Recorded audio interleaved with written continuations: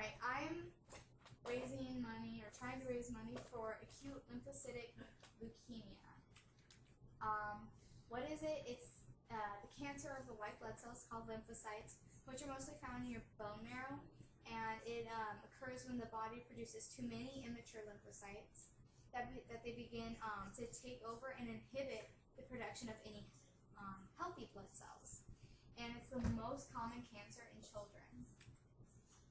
Prognosis is that because of this research that we have been able to do, about 85% of children would all live past the age of 5. Still, that's only past the age of 5. So we want more money to bump it up. People who are more likely to survive are younger people, children between 1 and 9, people who have a low white blood cell count, those who do not have the specific genetic change called Philadelphia chromosome, and people who have their cancer spread to their brain and spinal cord are more likely to end in fatality. Here are some pictures of kids in the hospital. It's really sad. Who's at risk? For adults, it's being male, white, over 70, if you've done chemo, radiation therapy, if you're exposed to an atomic bomb, or you have a genetic disorder. It gives an example like Down syndrome.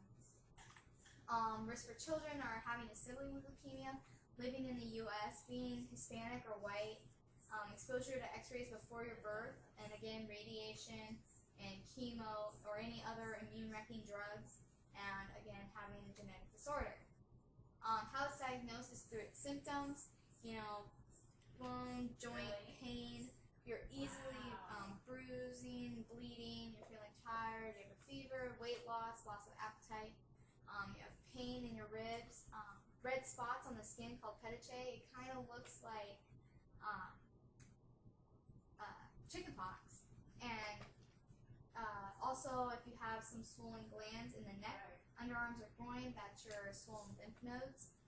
Diagnosis is by a doctor who usually takes 2 or 3 scanning methods to determine if you actually have leukemia, and if so, what type. Here are some pictures of those symptoms. Some screenings. There's about 6 different kinds. You have your basic physical exam and history. It's just a regular checkup. Your complete blood count is a blood sample checking the number of red and white blood cells, platelets, and hemoglobin. The peripheral blood smear is just taking that blood sample and smearing it, looking at your white blood cells, your platelets, your blast cells, and any changes in the shape of your blood cells. Bone marrow aspiration biopsy is taking a sample of your bone marrow and your bone and comparing them under a microscope, looking for any abnormalities.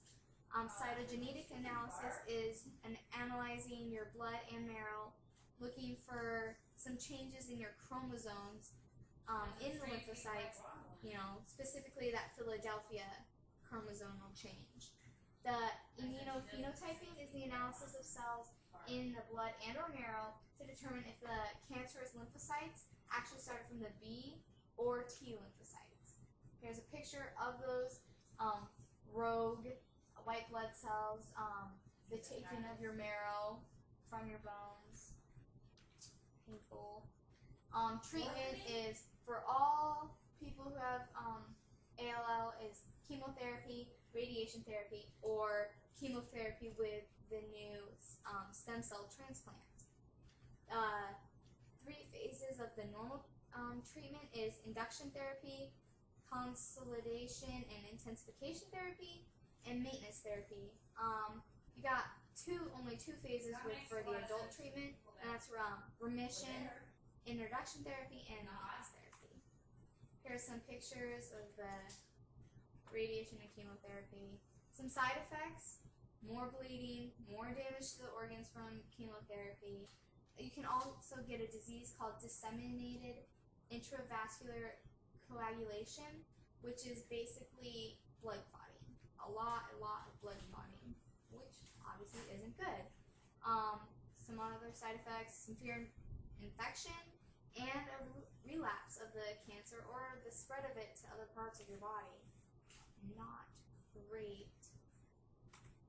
Prevention. There's not really any prevention besides avoiding contact with toxins and radiation and harmful chemicals. That's kind of basic knowledge. New discoveries are that scientists at St. Jude's Children's Research Hospital found certain mutations that contribute to the formation of all.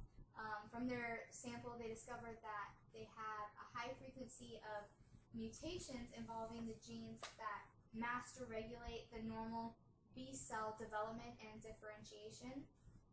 These B lymphocytes then don't mature into adult cells, and they continue to grow without stopping, and that is what makes them malignant and extremely, extremely dangerous. But now that they have found that these certain mutations in these certain genes, they're able to capitalize on them, and hopefully soon, if we have enough money, we'll be able to stop them.